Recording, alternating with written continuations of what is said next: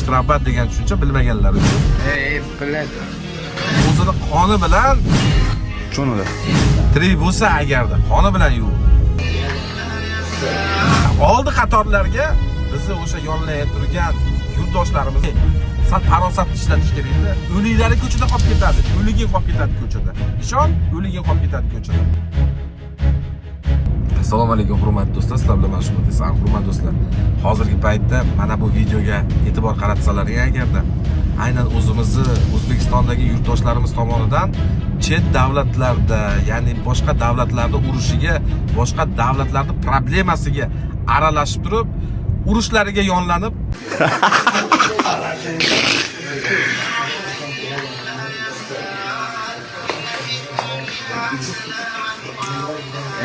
Biladi. Sizni bor-ku. TikTokka qo'yib yuboraman.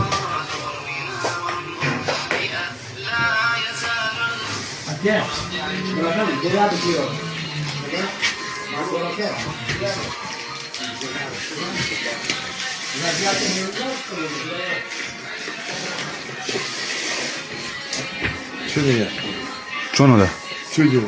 Tushunadi. oldingi o'sha bizni ota-bobolarimiz urushgan urushda 41-45-yildagi urush jarayonida shtrafbat degan tushuncha bo'lgan.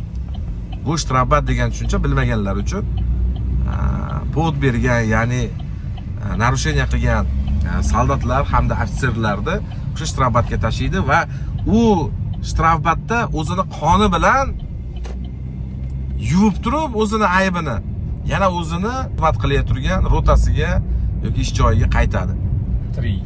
Tirik bo'lsa agarda qoni bilan yuvib. Endi eng qizig'i, ular o'sha shtrafbatlar oldi qatorlarda shu o'qlarga qarshi kurashadigan zvod bo'lgan. Shtrafbat degan tushunchalar hamda ofitserlar. Вот этого дурака, которому Вася морду набил, вот этого штрафбат. Да, вот его, милого, его. Agarda qoni bilan yuvib. Да. Ular yonlay turgan jarayon xuddi o'sha shtrafbatda pulli xizmati hisoblanadi. Ular o'zini askarlarini himoya qilish uchun o'sha sun'iy ravishda shtrafbatlar tashkil qilib, oldi qatorlarga bizni o'sha yonlay turgan yurtdoshlarimizni qo'yib yuboryapti. Sal farosatli ishlatish kerak-da. Odam bor-ku, shuncha narsani va'da qilib turib, bular o'zbeklarga, tojiklarga, qirg'izlarga va'da berib turib, shuncha narsani qilmaydi. Kerak bo'lsa o'liklari ko'chada qolib ketadi. O'ligin qolib ketadi ko'chada. Ishon, o'ligin qolib ketadi ko'chada. O'zga davlatni, ya'ni Rossiyani manfaatlari yo'lida o'sha ular va'da qilgan yo'q, kuch yo'q narsalarga ishonib, ya'ni o'sha uyni qiziqtirib yoki o'sha fuqaroligini beraman debmi, yo har oyda katta pul va'da qilib urushga jo'natib olsa bo'ldi. Bitta o'qchalik ularda qadri bo'lmaydi. Bu ishning miyasi. Bitta o'q o'sha o'zini askariga tegmasin, mana shu bizdan borgan yollanganlarga tegsin degan ma'noda qilinyapti bu narsa.